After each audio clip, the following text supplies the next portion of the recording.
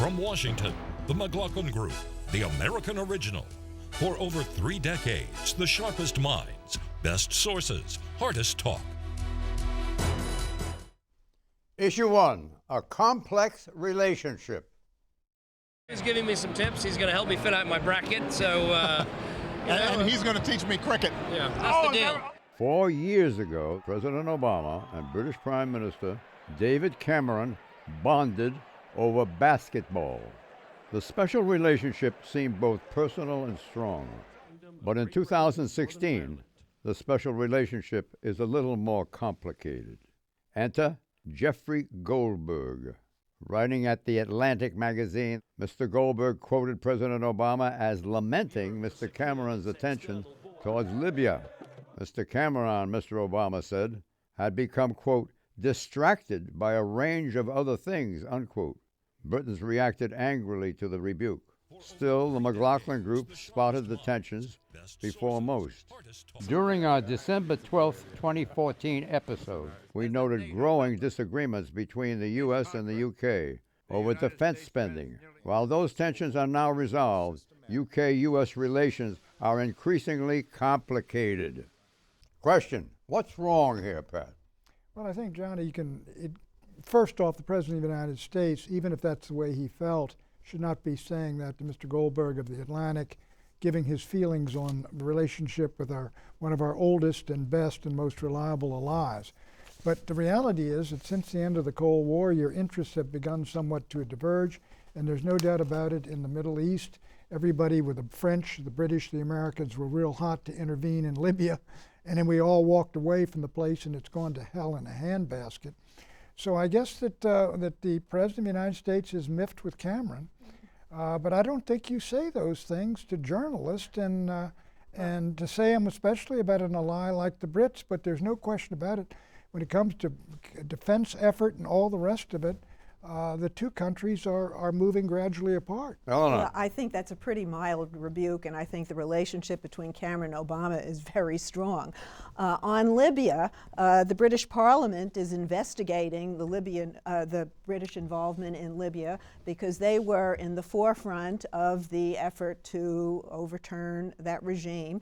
And afterwards, the Brits were in charge of basically training the Libyan military, and then they abruptly pulled out. And so the Parliament is investigating how Libya became such a catastrophe, not only for the Libyan people, but for the British interests. I mean, after Gaddafi was ousted, David Cameron visited Libya twice, taking basically a victory lap. So I think what the president said, maybe he shouldn't have said it, but I think he spoke the truth that Mr. Cameron has gotten distracted. Among the distractions, though, is trying to keep the UK in the European Union, and the president really is behind him on that. So I don't think there's any big rifts here. One of the principal tenets of the Obama doctrine, as articulated by President Obama to The Atlantic's Jeffrey Goldberg. Well, the most basic and obvious one is the, quote, don't do stupid expletive, beginning with S and ending with T, but to avoid American entanglements abroad and to try and promote leadership by regional actors. I don't think it works out that way, and I think the Middle East is a testament to the failure of that viewpoint. But I think the president does have, I agree with Pat and Eleanor to some degree in a balanced sense, in that President Obama should not have said this to Jeffrey Goldberg. I think he regrets it. But he does have understandable and very legitimate points of grievance in terms of European allies saying one thing and doing another, not pulling their weight on defense. Britain is better than most, but still not good enough. Germany is the worst example. But also the degree to which they play games with the Russians on one side, allowing their finance in and then complaining that the US must do more. But specifically with Britain, I think a big point of contention below the surface is with China and the Asia Investment Bank, where the British government has become much more closely aligned with China than the Obama administration would want. On the British side, I think much more than annoyed about this, the real point of grievance was, and understandably on the British side, about the Falklands, where the administration through John Kerry had seemed to suggest that was open to negotiation. That caused a lot of consternation. I think this will be washed away, though. Well, Libya is a special frustration for President Obama because elected to get us out of wars in Afghanistan and Iraq. This was a war he got us into with the best of intentions, trying to do something to save people from being massacred by Gaddafi. Gaddafi was overthrown, but the place turned into a mess, partly because of England not being there when we needed them. At the same time, the U.S. got tied up in Iraq and other Middle East problems. And it's been a real frustration for President Obama because his doctrine, such as it is to try to work more partnerships and not be aggressive with our unilateralism. And that's not going to work unless you can get countries like England, our best pal overseas. Let me take your point there. You're right. I mean, we went in there for humanitarian reasons to stop Gaddafi from overrunning Benghazi and perpetrating a massacre. We should have held him up for 48 hours and then said, you're on your own. Right. We went in for humanitarian reasons, and we've left a humanitarian disaster for everybody in that place. I mean, Hillary Clinton is responsible, the Brits and the French are responsible, the president's responsible. I mean, if there is an archetype of what a disastrous intervention there is, that is it. It was a NATO operation, and everybody took great pride in the fact that nobody died on the NATO side and that this was accomplished so well. And then they didn't keep at it the day after and the month after and the year after. And I think that was what was behind the president's remark in that interview. And I do think here conservatives have to be careful about criticizing the president too strongly, because I guarantee you a lot of the people who are also very annoyed with the Europeans are the US military, because the Europeans claim a lot of the credit for doing these strikes, as they are in Iraq and Syria, but the people flying the intelligence missions, refueling, armaments, all of that intelligence and logistics backdrop is manifestly with the United States military. Absent that, it would fundamentally be incapable. They could not do it. As somebody said, the Brits fired about 24 cruise missiles. And then ran out. Then they had to go back home and get some more. And that's embarrassing. It's bad. But It's being it's a bad pathetic. ally. It's pathetic. But there are a lot of things in the intelligence world and special forces. The Union is very strong, and you know, of course, the British have lost a lot of people in Afghanistan and Iraq. So that's right. Good question. Has President Obama transformed America's foreign policy for the better or for the worse, Pat Buchanan? I think it's a combination. His reluctance to intervene is good, but Libya is a disaster. He shouldn't have put the red line down. And so I think overall, I don't give him high marks, but I do. His fundamental idea that we go in, we go together, and we get out and come home is right, but I think the application of it's been very poor. He recognizes that America can't go it alone in all of these places, and the American people don't want to go it alone, and he has tried to engage the world. He has some notable successes. I would put the Iran nuclear deal and the opening of relations with Cuba on that list. We will see. I just think American influence in the idea that the president seeks is best practiced by, you have to show consolidation at certain points that are very clear. And Syria will be a big stain on his presidency, 250,000 dead there. I think he's added a very much needed element of caution to our overseas adventures, that we don't think we're going to go in and just solve other people's problems and install democracy overnight. We've learned those hard lessons. What to do instead now is a lot more complicated, and that's been a lot of big frustrations for him. Threats from ISIS and Al-Qaeda have multiplied under Obama's watch. So our foreign policy is worse because of Obama's transformations. Relations with Russia and China are worse, and America is less trusted by its allies. What do you think of that? Well, I don't think it's quite, the problem with ISIS came about because he underestimated their ability to grow as they have and their aggressiveness. So we learned those hard lessons. But he's turned the table on ISIS. They've lost ground more recently. They've become less organized. But it's still going to be a long, hard slug. Well, what do we have a Defense Department for? Well, we have a Defense Department in order to defend our interests, and that's the primary element of Obama's foreign policy. Right, to make sure we don't get involved in another land war in the Middle East. That's why we have a Defense Department. The President's the Commander-in-Chief. Why don't they keep him informed? They do. Do you think they keep him informed? I think the President is acting on his understanding of what American power can do, and American power military power is not going to solve what's happening in the Middle East. Issue 2, lifeboat for Lula. Home to energetic soccer, the Amazon rainforest, the 2016 Olympic Games, and 200 million people, Brazil is a vibrant nation. And with an annual GDP of nearly $2.25 trillion, Brazil is increasingly wealthy. But led by President Dilma Rousseff, Brazil is in political crisis. That's because, already facing impeachment for possibly concealing government budget deficits, President Rousseff has now been implicated in Brazil's massive Petrobras corruption scandal. Fearing for their democracy, millions of Brazilians are taking to the streets to demand justice. And note this, another target of Petrobras corruption investigators, former President Luiz Inacio Lula da Silva, known as Lula, has just joined Rousseff's cabinet. And while a judge has put a hold on his appointment, Lula's rationale seems obvious. Under Brazilian law, Lula's government office will shield him from easy prosecution. And because Lula is highly influential in Brazil's Congress, Rousseff hopes he will prevent her impeachment. Question, why did former President Luiz Inacio Lula da Silva take a position in Rousseff's government? You don't want to try your hand at that, Eleanor? Sure. Because under Brazilian law, a member of the cabinet can only be tried by the Supreme Court, and apparently that takes months and years. And so it would, in effect, put a cordon around him that he could not be prosecuted. But this is a huge betrayal of the people in Brazil, especially the poor people. I mean, they revere Lula. This is a huge blow, and the people in the streets tend to be not the poor, but the more well-off people who are angry about the collapse of the government. But it's the poor people who've been really betrayed here. And you've got Brazil going in, they've got the Olympics coming, they're battling the Zika virus.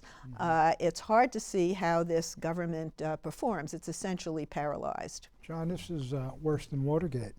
Far worse, and not only have the president of the country caught up in a couple of scandals, this is the great predecessor leader who had two terms, Lula, and he's been brought in basically to cover him. It's given him a measure of immunity from prosecution, and you got judges who are going after the government. I don't know how the government survives too much longer, and as Eleanor mentioned, you got this mosquito-borne disease down there that people read about all over the world, and you got the Olympics coming up this summer, I guess. And so I think Brazil's in very tough shape, and it wouldn't surprise me at all to see this government thrown out either legally or by the crowds in the streets. And they've got a huge economic recession too, Right. to add to the list of woes. I think there are really three lessons here. First, it is the lesson of what happens when you have a socialist governance structure imbued with economics. It's ripe for corruption. And so I always think we should be careful when we have politicians talking about infrastructure spending without discretionary, without oversight. I think point two. Unlike capitalists. Never are corrupt at all. Point two. That's ridiculous. Point two. Yeah, but government has some political insulation of itself. Point two. The problem you see in Brazil is that you have, as Alan said, some very poor people, and frankly, you have to give the Brazilian government credit. Bolsa Familia, I don't know the pronunciation, Bolsa the Family was a poverty program that actually has generated a lot of research and has had some very good effects. The final thing that I think is more positive is that with Brazil having this moment of crisis, with the judiciary finally standing up and providing scrutiny, it'll cause that beginning of real powerful institutions like the FBI that we have here, the uncorruptibles who will go after everyone, and in the longer term will address these issues. But it's going to be hard, and you also see similar things in South Africa with this political corruption. That is why you need a strong, independent judiciary, number one. Well, those institutions are very important, and but this is fundamentally too a personal corruption that's going on here, where the present president was a protege of Lula, and so cronyism comes in on top of the corruption that's already involved in the initial scandal. I just want to say that I think corruption is blind when it comes to ideology. You can find people across the ideological spectrum. But it's easier to do in politics. It's not exclusive to Tom socialists. makes the point here when you mention South Africa. You take the famous BRICS, the emerging countries, Brazil, Russia, India, China, South Africa, all of them, and Turkey. Turkey has a horrendous problem with Erdogan is becoming an almost absolute dictator over there. Here's a country, John, 5 years ago, which was really on, we have friends in every direction. Now it's got virtually enemies in almost every direction. It's involved in the battle in Syria. They got fighting against the Kurds. I mean, the world is in a very bad place. How did we get from Brazil to because Turkey? It's one of the BRICS. It's one of these emerging countries, great emerging powers. I think one of the positives there, I give him credit for it, President Obama. One of the few things I would give him credit for in foreign policy is the outreach to Africa in terms of rule of law that he's focused on. The President Obama is focused on rule of law in Africa as that develops, and China has the same kind of cronyism problems. I think this is a great example of why people should look to the United States for a rules-based international system. That what about the special interests and the control they have and the best Congress money can buy? I'm not going to put the U.S. naturally above every other country. Well, we have our problems too. I will say, though, President Obama looks to Nelson Mandela as a model there in Africa, a lawyer also. And they portrayed his legacy. And that's what's happened here. You know, with Zuma down there in South Africa right now. Yeah. South Africa's in a disaster with this Zuma character, and they got Malema and these people awaiting, or basically ethno-nationalists, very hardliners, are waiting for power. But I think Lula is going to jail. None of which is new in South Africa, but the one thing that has kept them at bay is strong institutions like the law. They got rid of that Scorpion police unit. Begs the question, is Lula Brazil's equivalent of Julian Assange? You remember Julian Assange? Like we can never forget Assange. No, nothing like it, John. No. Nothing like He's still it. sitting in there. Meaning he's free only as long as he stays beyond the reach of the law. He's an historic figure. He's not some character that released some documents. Yeah. Right. And if you were putting money on whether he can dodge the bullet when it comes to legal prosecution, I put my money on Lula. Yeah, Assange certainly was involved in something larger than just himself here, but and we are talking about sanctuary of sorts being offered by the law there in Brazil. But other than that, the similarities fade. Yeah, well, Brazil is depending too much upon trade with China. Issue 3, hackers beware. My budget includes more than $19 billion for cybersecurity, which is up by more than 1/3. Hackers, whether stealing personal information such as credit card or social security numbers, or pilfering the innovative developments of U.S. companies, or copying U.S. government secrets, hackers are waging constant war with the United States. Some of these attackers work independently, some for criminal organizations, others for governments like those of China, Iran, and Russia. President Obama responded to criticism that his administration has done too little to counter hackers. So he has requested $19 billion to defend the U.S. government's information technology infrastructure. Funds, he says, are crucial for the nation's security. What's the most effective response to this kind of hacking? More security or more cyber deterrence? There you go, Clarence. I'll take one of each, John. I think the fact is that chasing the hackers is especially complicated because they're always coming up with new techniques and new methods every day. So we need to be guarded in both ways, both preventing hackers from getting in and also being able to detect what they're doing and be able to use it to our advantage when we can, especially when we're dealing with overseas governments trying to hack into our systems. Here's what I'm showing. Cybersecurity did not stop 22 million OPM files from being hacked by China. Cyber deterrence should be tried. Yeah. Is U.S. counter-hacking policy today analogous to counter-terrorist policy before 9/11, too reliant on law enforcement? Pat Buchanan. No, I think that, look, if you're dealing with China, you're dealing with governmental hacking. You've got to have the ability to counterattack what they're doing. But you know, given the proliferation of all these ITs and all the rest of this, and given the ability of these young kids and these people to break through it, I think this is an enormous problem ongoing. It's something in which I think the United States and Russia and these other countries, we're all going to have an interest in preventing and blocking and protecting what we've got going here in these countries, because the most advanced countries are the most vulnerable. It's a new frontier for defense spending, actually.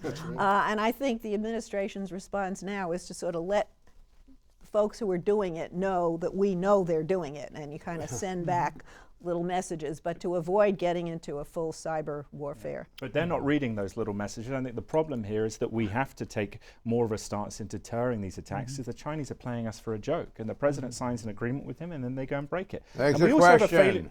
Is President Obama's $19 billion cybersecurity budget request too little, too late, yes or no? I think it's far more than it was, and I think it's accurate, but I do not know. I think that he ought to be able to get it out of the Congress. If he can get anything out of the Congress, that should be it. We need it, but we also need our senior people to stop using personal email. It's kind of like Donald Trump's wall. Should it be 10 feet tall, 30 feet tall? You know, the more we can do, but our spending shouldn't be wasteful. How about that for an answer? I'll buy that. Okay. Issue 4, trade voters. It's the greatest theft in the history of the world. I think, you know, his business actually needs China. I don't know why he says something very mean. In 2012, both presidential candidates, Barack Obama and Mitt Romney, declared their fervent support for free trade. But this year, things are different. Hey, hey, ho, ho, fast track has got to go. After all, in 2016, Republican and Democratic Party front-runners Donald Trump and Hillary Clinton opposed President Obama's free trade treaty, the Trans-Pacific Partnership, or TPP. They say it will ship American jobs overseas and damage the U.S. domestic economy. And so, in the White House and on Capitol Hill, free trade proponents worry as the election gets closer, the TPP may become politically toxic. Why are voters turning against free trade?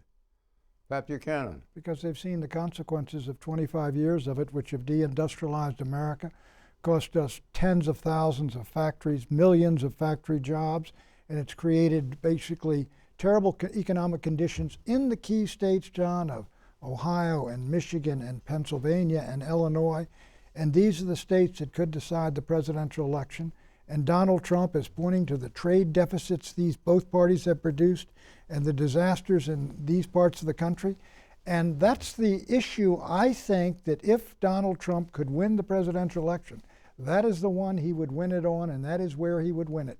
Well, that would get him some of the, what we used to call Reagan Democrats, some of the blue-collar workers in these states. But in the recent round of primaries, Bernie Sanders won Michigan on the issue of trade against Hillary Clinton, but it didn't bring Ohio along for Bernie Sanders. There's a lot of hypocrisy on this issue. In 2008, Barack Obama said that he would renegotiate NAFTA when he got into the White House. Never went near it.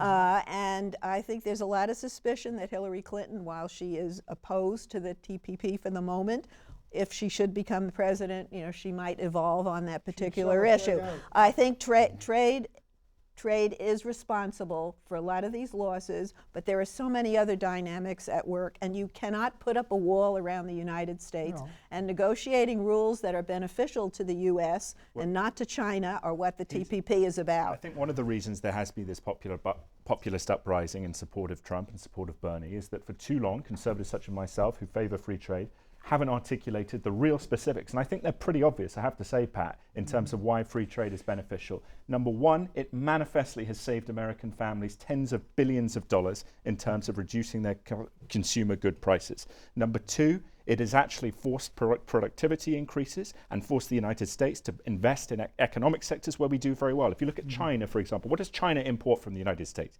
Integrated circuits, computers of high technology, aircraft, helicopters. And the question then becomes, as a country, what do we want the next generation to be building? Do we want to be making T-shirts to sell here? Or do we want to be making planes to sell at high prices abroad? As the global economy gets richer, the demand for those goods where we have a comparative advantage will increase. Where do you think those Boeing planes get their wings made now? But in Japan, we still export them. You're talking We're about at the export value. All of your, even your high-tech things are coming in, taking those factories away, sending back parts. Look at your country, my friend. But if you see TPP, one of the things there that is different, and I would agree with you, have a point here, is that the protection against patents, so that we have the ability to stop these countries, patents, to stop these countries. Americanism, yes, indeed. But no, I agree with you about conservatives, and I would add that liberals, too, have not done a very good job of really explaining the benefits of trade, and also what have been the consequences of NAFTA and all. I beat you to it, Pat. Can you get Hillary to explain the benefits of NAFTA in the fall to us? That would be most helpful. Well, the original question was why have Americans turned against free trade? I think actually Americans, I know coming originally an Ohio native and upper Midwest, workers have been complaining about our trade policy for years, but for the first time there is a leader, I got to say it, Donald Trump, who's become a spokesperson for this cause. Yeah, but who exploits? He himself takes advantage of it. Exploits all of the loopholes that benefit visas, corporations. Right? So his argument is he knows how the system works, so he will change it? I don't think so. False prediction. Hillary Clinton will secure the necessary delegates to lock up their party's nomination before Republican frontrunner Donald Trump, and Trump will lock up the nomination before the GOP convention. Pat? Hillary Clinton is already there if she can defeat FBI Director Comey in the late primaries. But with regard to the Republicans, I do believe, despite what everyone says, that Trump will have enough delegates to go over the top before he arrives at Cleveland for an exciting convention. Yes to Hillary and maybe for Trump. Yes to Hillary. I don't think Trump will, but I do think, Pat is right on that FBI thing. John Schindler at The Observer, people should check out his writing. I say yes on both. I think Trump's going to make it. The answer is a double yes. Hillary secures delegates first, then Trump does it before GOP convention. Bye-bye.